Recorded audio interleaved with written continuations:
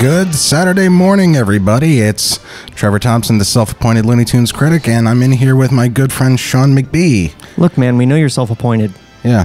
There's no like committee handing out these titles. There is a committee. It's a committee of me, and that's why it's self-appointed. And by the way, Harry Love doesn't get any love. It's kind of ironic. No one ever says, wow, look at that great effects animation, but actually it is a real thing, and it's this stuff right here with the ships going up, and I think he... The speed lines and I think he even did the eyeball, too, that goes over, over the head here. But why did... Sean is here because he picked this cartoon, and that's going to be the case for the next few cartoons with you. These are all ones that you picked out, so tell us why you picked this one. Because it is the greatest.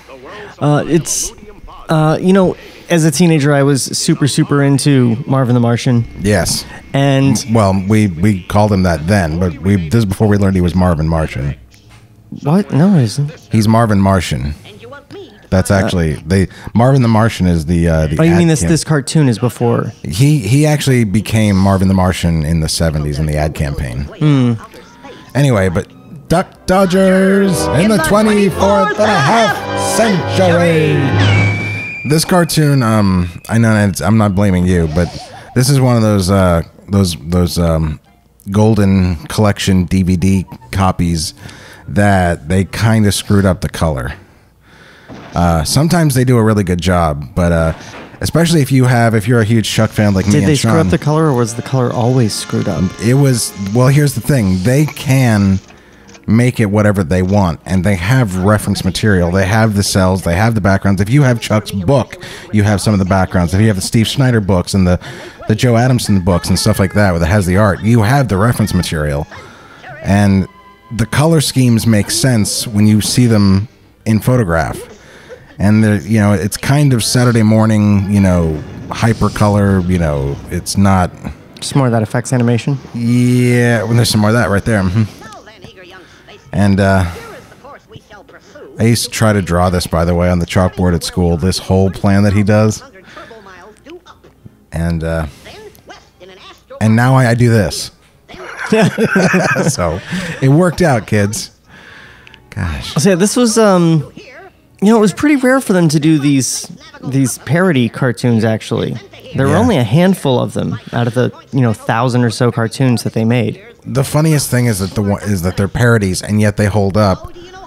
Because even though you don't really know what they are parodying, you like what you're watching. Yeah, little kids don't need to know about Buck Rogers to get the whole premise. Right. And 24th and a half century stands up on its own as a joke anyway.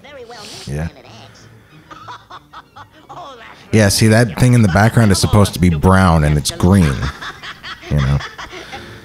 And Daffy is green, but he's not like, bright green. But, Gad, how do I do it? You can really see Chuck's style in this, too. Chuck really, one of the things that he does best is acting, and he really came to his own in the acting in this, in this cartoon. So there's some stuff that we watched, we're going to be watching later, too, that is earlier, like in the early 40s. He didn't really have the timing and it's hard to embody a drawn character back in those days, but man, did he nail it with these cartoons in the 50s. This planet in the name of Mars. Isn't that lovely? Isn't that lovely? It's such a fun voice to do if you know how to do Marvin's voice. I don't know how to do it. I have great envy for people that can do that voice, like Sean. I mean, I'm not you do it better than you do it way better than me. But I love this joke. There it is. The disintegration proof vest. It doesn't disintegrate.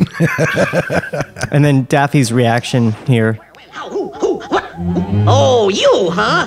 Just when I had him going, you had a butt in. Well, get back in that spaceship. Yes, sir, your hero ship. Yes, sir.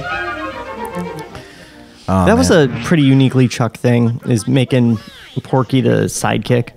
Yeah, he did this whole thing with Porky where he made Porky the Everyman. I'm sorry about that, ladies and gentlemen. What happened to my mic there? But yeah, he started to do this thing where he made Porky the Everyman in all of his cartoons, and other directors did that, like, you know, Frizz and McKimson, but Chuck was really the one that started doing it, because before that, Porky had more of an I don't know. Porky came from a pre-Bugs era where he didn't need to have a real personality. All he really needed was a stutter. So he was, adorable. That's what I forget, and a lot of people forget. I had to remind myself last week, actually, that Porky is not a Mel Blanc creation, the voice. It's the creation of the voice is Joe Doherty, who did it originally for I Haven't Got a Hat, and he had a real stutter. Yeah. And would get caught up. But Mel got the job because he could do that stutter. Yep.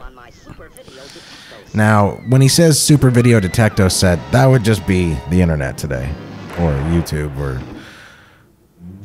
I love that Daffy goes out of frame in this.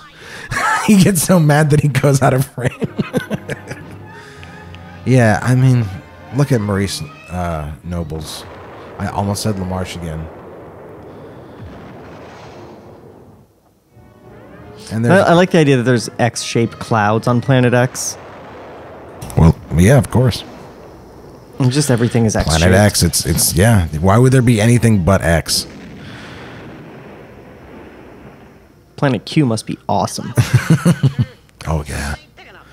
All right, guys. So we weren't very informative, but we had a lot of fun watching this cartoon, and we hope you did too. And in the name of Duck Dodgers in the 24th and a half century. Big deal. Yeah, right. We will see you guys next Saturday.